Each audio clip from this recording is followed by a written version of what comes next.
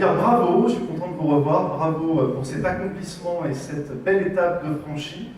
La vraie vie commence maintenant, donc c'est grisant. Et, le secteur du digital est pourvoyeur d'employabilité, donc c'est peut-être la raison pour laquelle certains d'entre vous ont choisi d'ailleurs cette spécialité. En tout cas, le secteur se porte bien.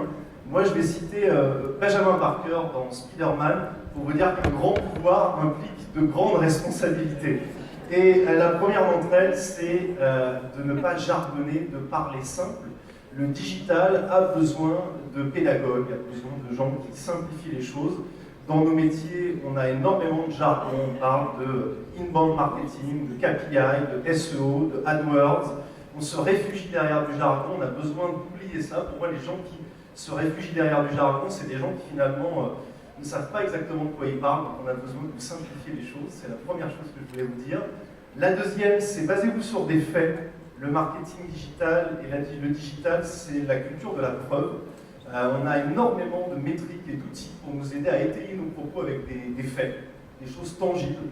Oubliez un petit peu vos intuitions, c'est un petit peu antinomique de dire ça dans une école comme Suite de Pub, qui est une école de création publicitaire, mais le digital, c'est ça. Vous avez tout un tas d'outils chez Google, chez Facebook et dans des autres outils peut-être plus indépendants pour vous baser sur des faits.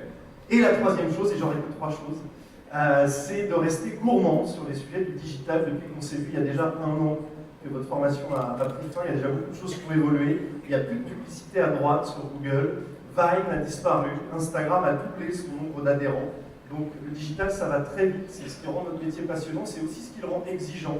Et donc si vous voulez continuer à être des stratèges digitaux performants, je vous invite à vous tenir à jour et à continuer à vous enrichir de manière personnelle sur ces sujets-là.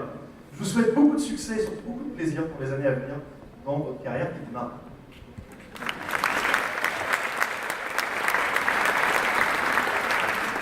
Juste un dernier mot, parce que l'essentiel a été dit par ma part tout à l'heure. Juste une quote de Talleyrand qui, il y a 220 ans, disait « En politique, ce qui est cru est plus important que ce qui est vrai ». Et c'est exactement ce que nous essayons de faire en communication politique, c'est-à-dire d'imaginer, de trouver les bons mots qui vont toucher l'opinion publique et qui vont permettre aux hommes et aux femmes politiques de gagner une élection.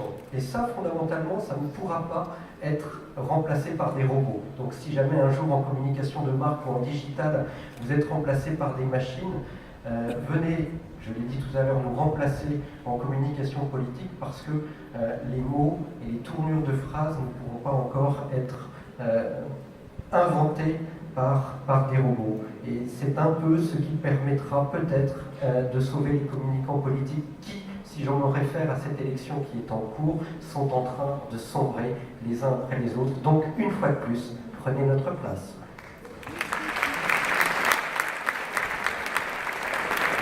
Merci.